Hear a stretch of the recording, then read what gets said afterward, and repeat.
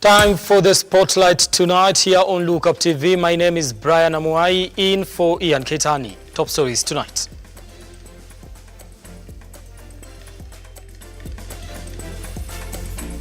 Wakataa kuacha ugaidi na wakataa kurudi kwao, tuwasafirisha ile safari ya one way. On the spotlight tonight, protect your children from radicalization, Kindiki says, as he maintains that government will intensify the fight against terrorism. Also tonight, we were not involved. The prosecution denies role in Maina Njenga's abduction as he appears before the Makadara Law Court for his pre-trial hearing. Agree to disagree on IEBC reconstitution. The National Dialogue Committee resumes talks as they line up a series of meetings to meet different groups including IEBC. And President RUTO meets Kenyans in New York ahead of the United Nations General Assembly. Now, sign language interpreter tonight is Josephine Oko. Let's begin the program tonight. Interior Cabinet Secretary Professor Kindiki has asked the citizens and different stakeholders in northeastern, upper coastal and upper eastern regions to be vigilant and guard the youth and children from criminal elements seeking to recruit them into terror groups through radicalization.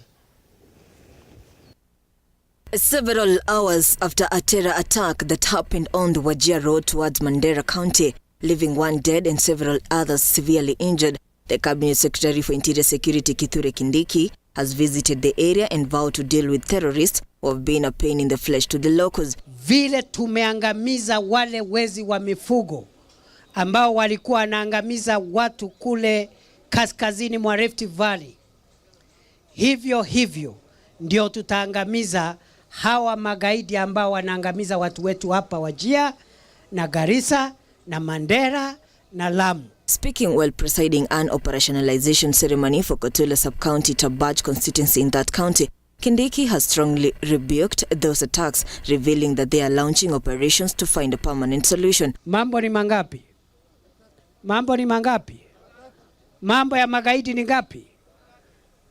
Kwanza wawache ugaidi. Si namna hiyo? Wawache nini? Wasipowacha ugaidi, la pili watoke Kenya warudi mahali walitoka. Si namna hiyo? Na jambo la tatu wakikataa kuacha ugaidi na wakataa kurudi kwao, tuwasafirisha ile safari ya one way. However, Kindiki has congratulated security bodies for their continued efforts to curb insecurities and maintain peace in these endangered areas, especially officers working in the northern part of the country.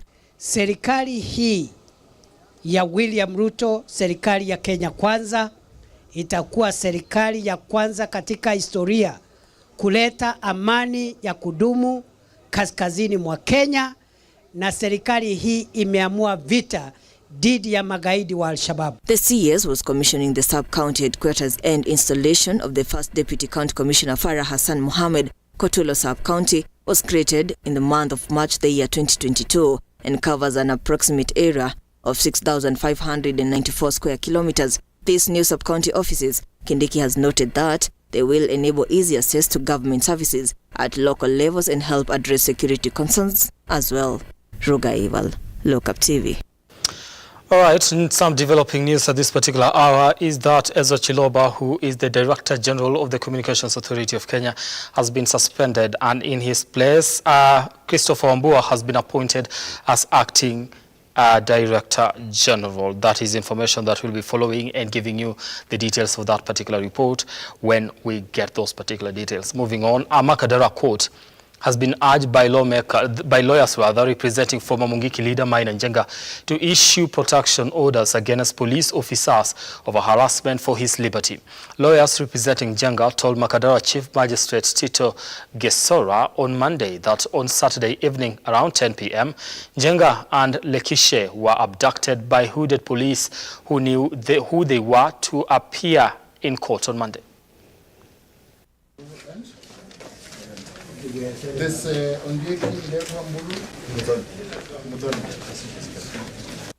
After hours of search following his alleged abduction on Saturday, Maina Njenga was released on Sunday after different quarters gave their hue and cry and Monday he appeared in the Makadara law courts following an indictment of possession of weapons such as pangas, fimbles, which is reported were inducted to be used in a manner to prejudice public order. Saturday evening,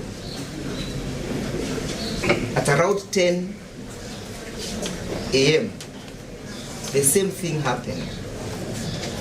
First accused and the third accused were again abducted by the police officers. Speaking outside Makadara court, Njenga blamed the police for not being proactive in the security matters, alleging that the government should protect the people's safety. Tungetaka kuambia Wakenya, kama kesi imepelekwa kotini, ni wajibu wa jaji mwenyewe adili na kesi. Si kesi inaenda kuprosecutiwa kwa manyumba za watu, kwa sababu tuliposhikwa hatupe kupelekwa police station. Sisi tulichagua serikali hii yetu ya Kenya tukufu, na tumeshakuwa na serikali. Ningeuliza viongozi wote, hata rais mwenyewe, angalie hii mambo inaendelea katika Kenya, kwa sababu haya mambo si mambo mazuri.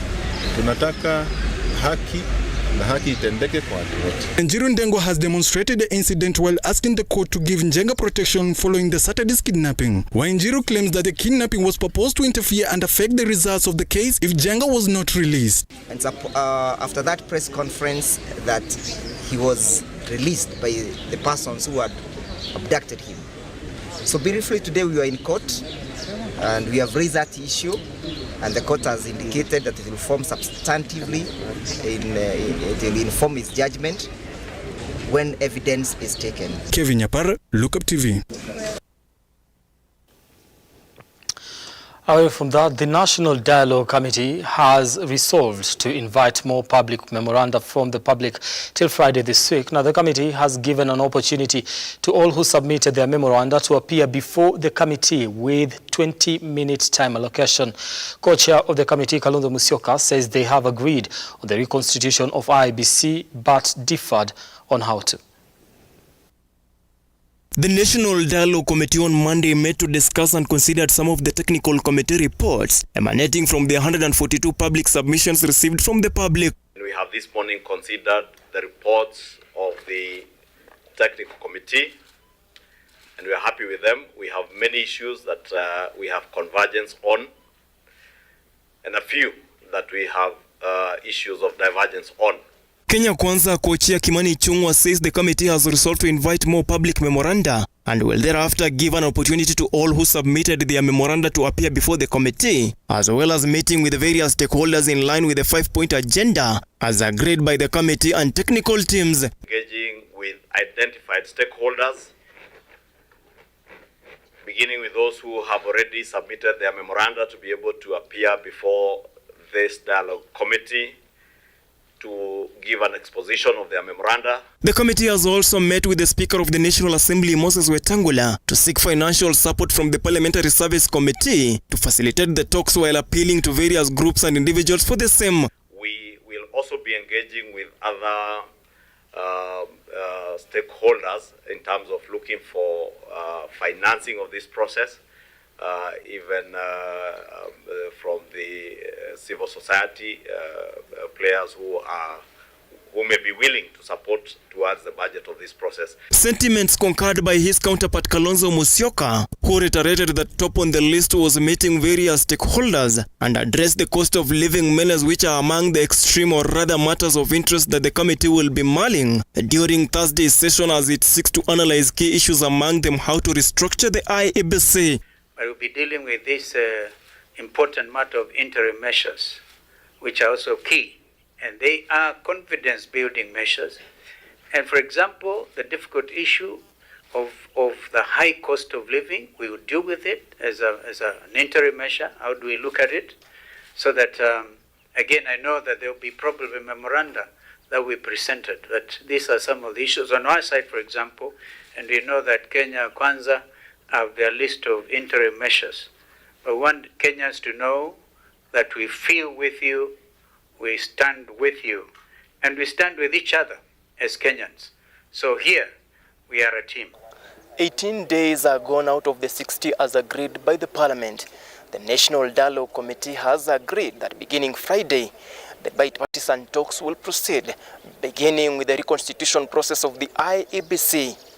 Stanley Lugaria, Lookuptv, at the Bomas of Kenya, Nairobi. Residents of Matungu constituency in Kakamega County are living in fear after an unknown number of people attacked them under the pretext of a protest. Now, they organized on Saturday. Now, the residents are now requesting the responsible, or rather the security officers, to step in and help them.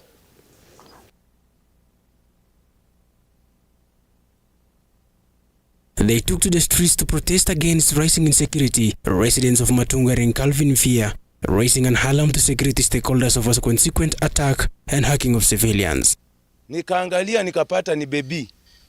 Na juzi akaambia watu kwa stage Ogalo ati kuna watu ambao wameongea kwa media watauawa. Baada ya 3 days huyo jamaa amekuja, amepotea, amefahamia ndugu yangu. The residents are blaming the leadership of the county for their woes, saying he is a man on a mission to divide the county. So tunataka sisi kama wakaaji wa Burato tujue kwamba tunasaidiwa namna gani.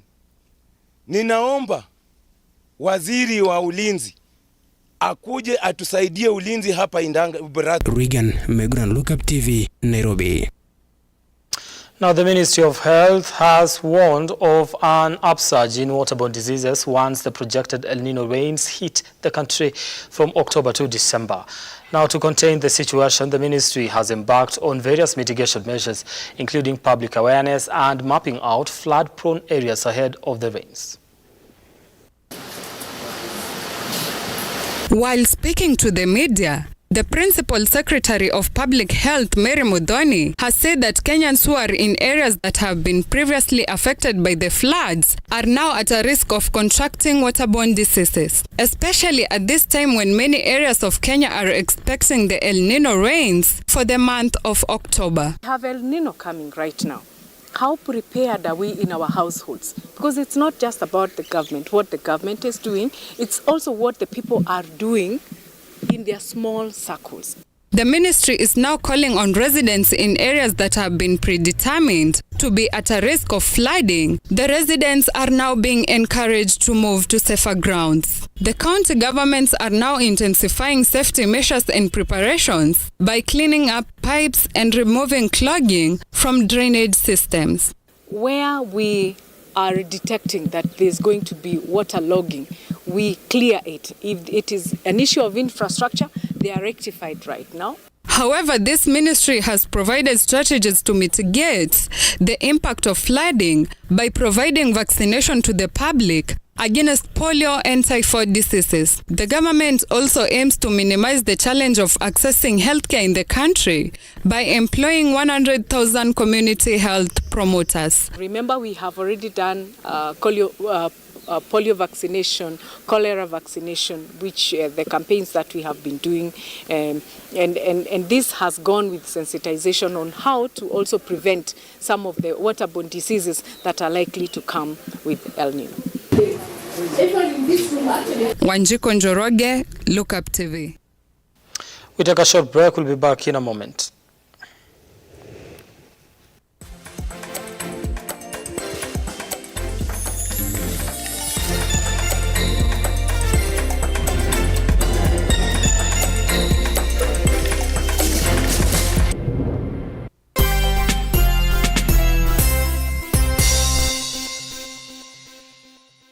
Mike Makori hapa na leo niko Utawala. Tumekuja kutembelea mshindi wetu mkubwa wa Jiboost na Loto, anaitwa Lynn Kemunto. Let's go and have a brief chat with her. Twende.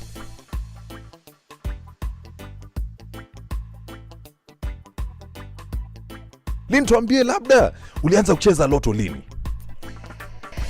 Sikumbuki, nimecheza for a while now, Na umewahi shinda pesa yoyote na Loto? Bado, this is the first time. Amejishindia pesa fulani, wacha atuambie ni how much? 500,000. Tuambie hizi pesa umejishindia zitakubustaje hii Januari? Okay, sasa since niko na a logistic company, nita buy 2 or 3 bikes so that tuendelee deliveries zikuwe smoother, tukuwe na clients wenye hatuwasumbui sana. Things are fast now. Hilo tu ni ukweli kabisa, waendelee kucheza. Their day is coming. Pia wewe unaweza jishindia, kumbuka paybill number 77700. Unaweza jishindia big amounts with Lotto. Jiboost na Lotto. Over 18s only. Gaming can be addictive. Play responsibly. This message has been approved by the BCLB. Changamka cheza Lotto. Realize your home ownership dream by investing in Brookvale Tuala, a magnificent prime residential property located in Ongata Rongai. Brookvale Tuala by Safaricom Investment Cooperative overlooks the majestic Ngong Hills and lies only 24 kilometers from Nairobi CBD. The project boasts of well-serviced plots with a perimeter wall, graded roads and a borehole. 50 by 100 plots are going for 1.4 million shillings with a flexible payment plan of up to 6 months. To book your plot, call 0729 121212 today. Safaricom Investment Cooperative, the investment partner of choice.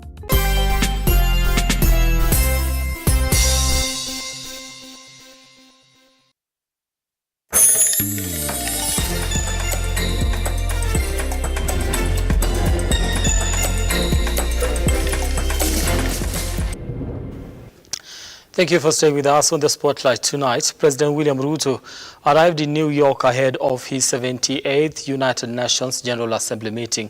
RUTO met Kenyans living in the New York City, where he praised them for working and making a living abroad.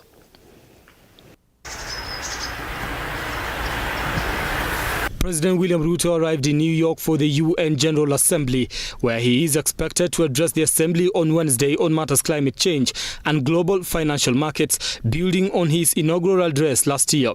In last year's speech, RUTO focused on the many challenges facing the world, including regional conflicts. Wednesday's address will be his second. It comes one day after the official opening of the high-level general debate, which will also be opened by President Joe Biden in New York. RUTO also met Kenyans living in New York, where he noted their efforts in grabbing opportunities and making a difference. The head of state spoke when he opened the Swahili village owned by a Kenyan. We're very proud as Kenyans, and I'm very proud as a Kenyan leader that you've come all the way, you've hustled your way into this great investment. And we've come here to celebrate what you're doing, and you're doing it very well. The food is awesome. The ambience is on another level. So congratulations. I know many other people from many nationalities, people in this great country in America will enjoy the cuisine here, the services of this great Swahili restaurant, and I was particularly thrilled to see that you have kept the tradition, the style of the food. It felt like we were in Nairobi in a flash. Branham Lookuptv. Now the assembly has officially been opened, and President William RUTO was there. We received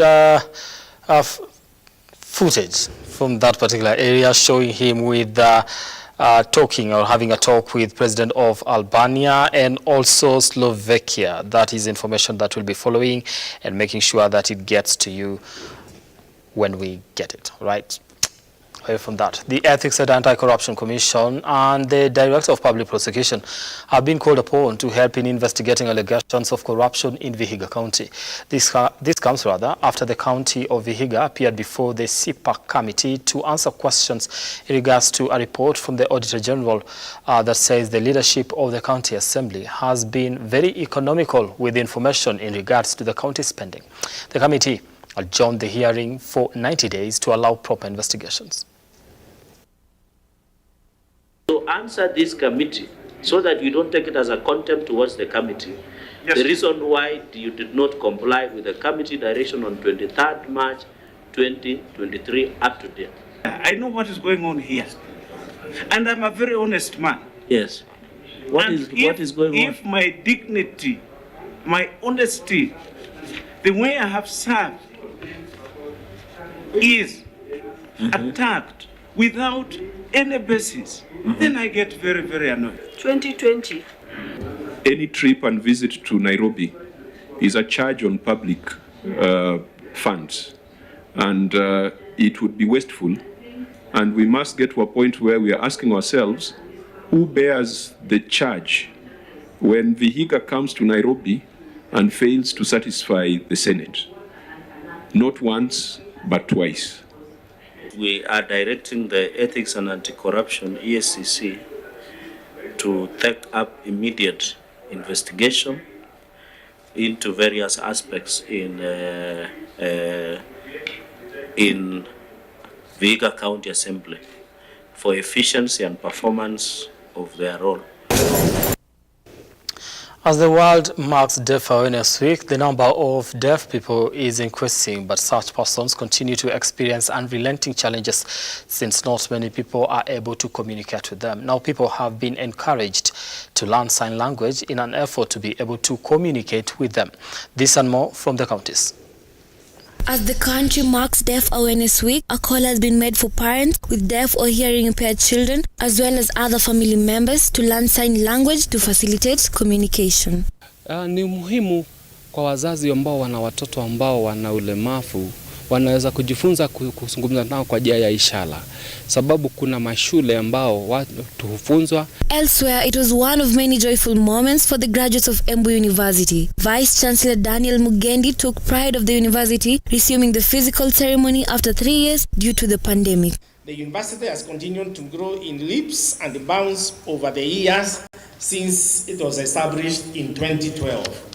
The Chancellor, Dr. Kennedy Okongo, encouraged the students to be innovative and use their acquired skills to create employment opportunities. Remember that you carry not only the knowledge and the skills gained during your time here, but also the values and the principles of this university.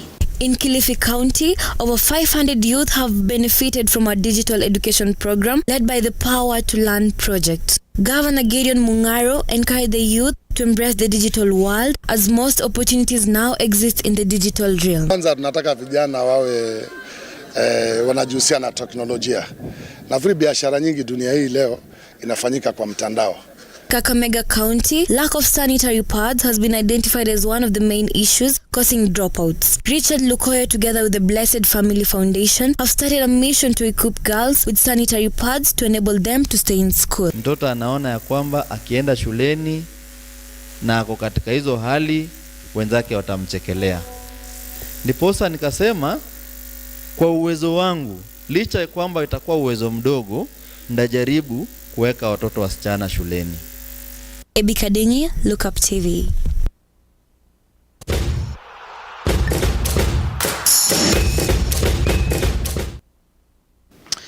Kenya national women's football team Harambee Starlets held their final training session today at Kasarani Annex ahead of their WAFCON qualifiers first leg match against indomitable Lionesses of Cameroon this Friday. According to the head manager of Starlets, Beldin Odemba, the team is fully prepared to register good performance in Douala, Cameroon.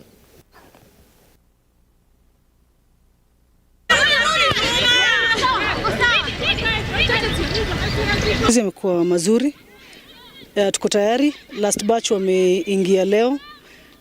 Huyo ni Dogo na Vivian Saka. Wamefika asubuhi. Sasa hizi wameweza kujijumuisha na sisi na wamekuja wakiwa tayari.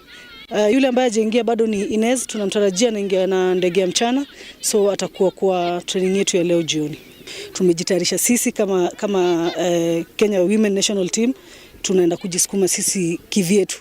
Tuko na players wale wako na tayari experience ya kucheza national team, wako na experience ya kucheza AFCON, wako na experience ya kucheza qualifiers, inatupatia a good edge.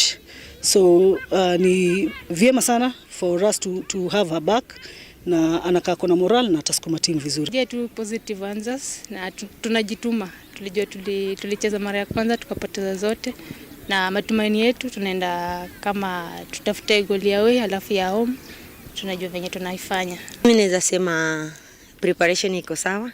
Vile nimeona wachezaji nimefika, lakini wako juu wanacheza fiti, So naona preparation itakuwa sawa. Juu nilikuwa natamani pia kurepresent nchi yangu. Unapata kule ni off season, wachezaji wanaenda kwa national team, sisi tunabaki tu kwa club level. So kimimi nimefurahia sana na naahidi wa Kenya tutawaangusha. The East Africa Boys Rugby Champions Koyonzo High School are now pleading for support from the government ahead of the World School Games that will be held in Bahrain from the 4th to the 13th of October this year. Now, according to the team, they are facing challenges, including lack of training grounds and games equipment.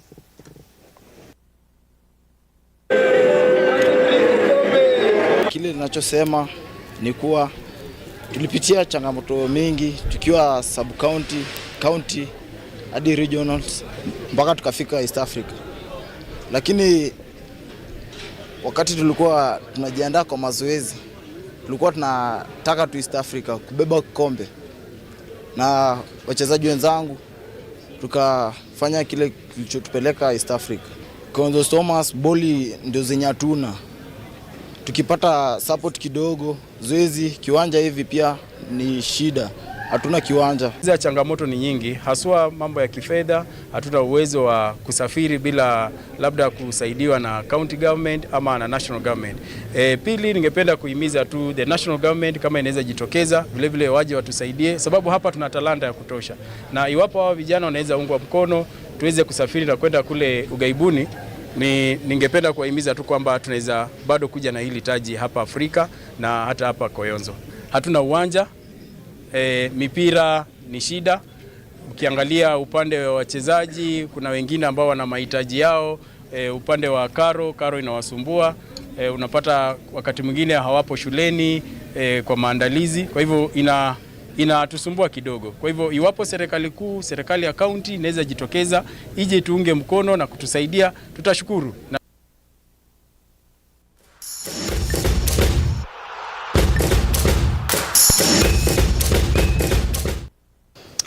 All right, Pablo Moja watching from Ruiru, thank you so much. And Sami Kurgat, count me in. We are glad that you're part of the program. A sign language interpreter tonight has been Josephine Oko. Do have yourselves a lovely night. My name is Brian Amoy.